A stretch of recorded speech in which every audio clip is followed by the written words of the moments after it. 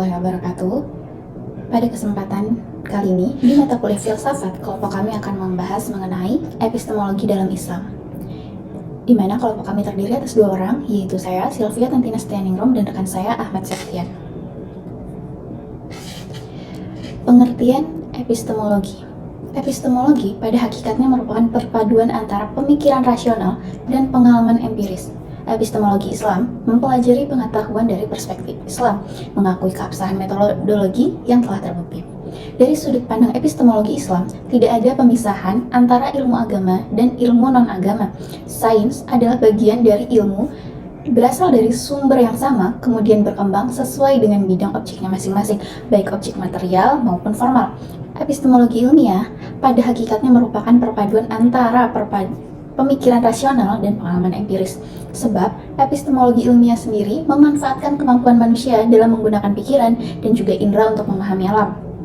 Dengan demikian, epistemologi adalah usaha untuk menginterpretasikan dan membuktikan keyakinan bahwa kita memiliki pengetahuan tentang realitas di luar diri kita sendiri. Jenis-jenis epistemologi. Dalam perspektif Islam, terdapat 3 variasi epistemologi, yaitu 1. Epistemologi metafisik. Di dalam epistemologi metafisik, realitas dipahami sebagai sesuatu yang asli dan juga nyata. 2. Epistemologi skeptis, yaitu pendekatan yang mempertanyakan eksistensi segala hal dan berpendapat bahwa satu-satunya hal yang tidak dapat diragukan adalah keraguan itu sendiri. 3. Epistemologi kritis. Epistemologi kritis, yaitu pendekatan yang mengutamakan pemikiran kritis terhadap pengetahuan, sains, dan juga berbagai aspek kehidupan. Dalam epistemologi ini, terdapat penilaian terhadap berbagai asumsi, teori, dan juga metode yang telah ada. Epistemologi ilmu. Epistemologi pada dasarnya membicarakan tentang akar, sumber, karakteristik, kebenaran, dan proses perolehan pengetahuan. Dalam konteks filsafat, epistemologi merujuk pada studi tentang hakikat, cakupan, dan asumsi yang mendasari pengetahuan serta keyakinan akan kepemilikan pengetahuan. Ketika ilmu pengetahuan itu sendiri diselidiki melalui perspektif epistemologi, analisisnya terfokus pada sumber dan metode yang digunakan oleh para ilmuwan dalam mengembangkan pengetahuan. Setiap cabang ilmu memiliki sumber dan metode pengetahuan yang unik. Meskipun mungkin ada kesamaan, tetapi terdapat karakteristik atau nuansa yang membedakan satu disiplin ilmu dengan ilmu yang lainnya. Sumber pengetahuan dalam epistemologi pendidikan Islam.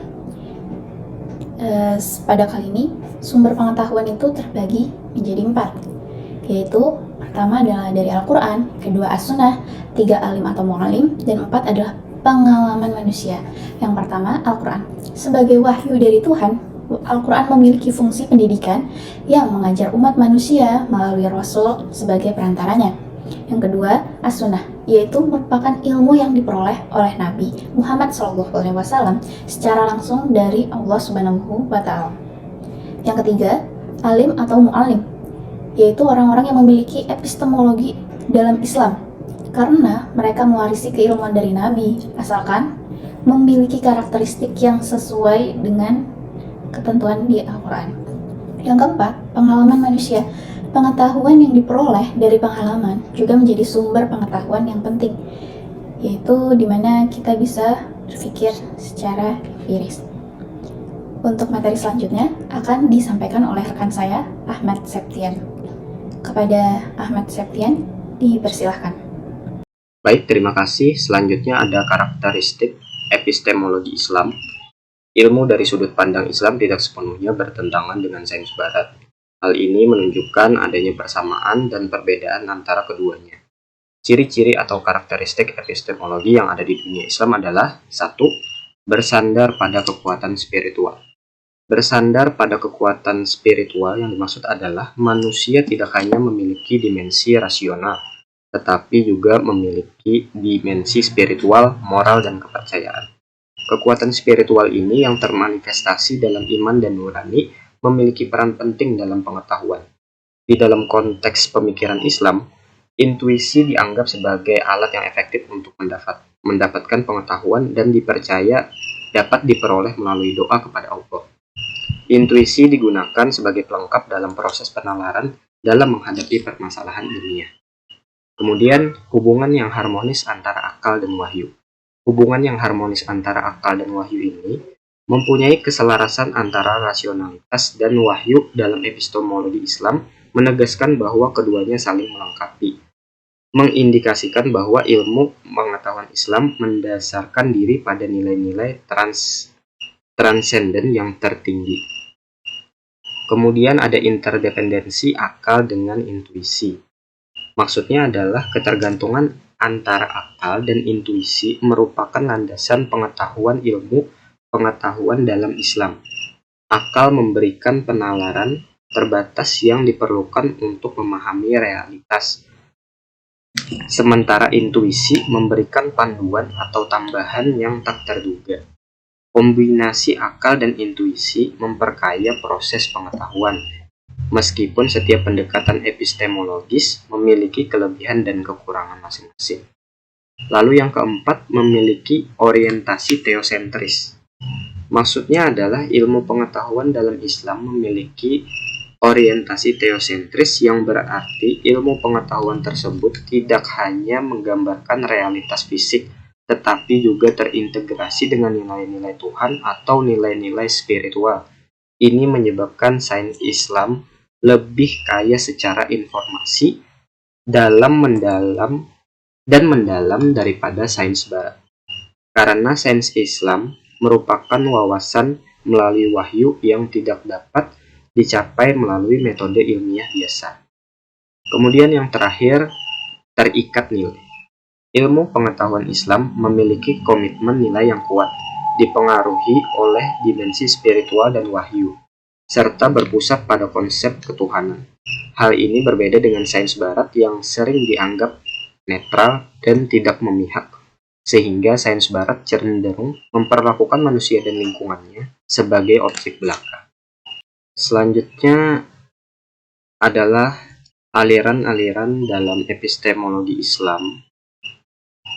Yang pertama adalah epistemologi bayani. Epistemologi bayani mengacu pada pendekatan metodologis yang berbasis pada teks, dan juga memanfaatkan akal untuk memahami dan menemukan kebenaran dari referensi utama, yakni teks atau nas. Teks atau nas itu maksudnya adalah, dalam istilah filosofis yang lebih sederhana, metode bayani dapat dipahami sebagai model pemikiran yang berpusat pada teks.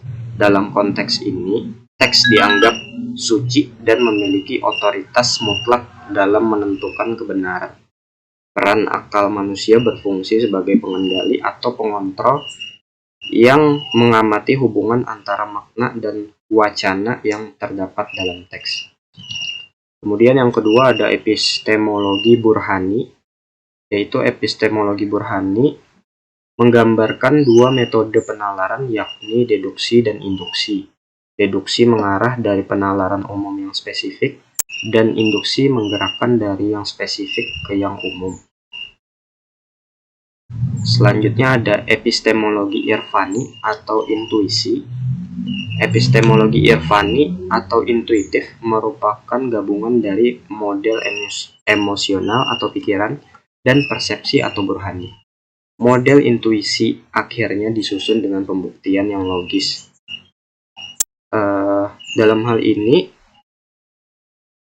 intuisi atau irfani adalah teori pencapaian di mana intuisi mendahului teks dan merupakan syarat dalam mencapai makna atau pengalaman spiritual yang menghasilkan bentuk ilmu pengetahuan. Paradigma intuisi menurut Hasan Hanafi terdiri dari dua aspek, yaitu pengalaman spiritual mentah dan aspek analisis yang dilakukan melalui kerja akal.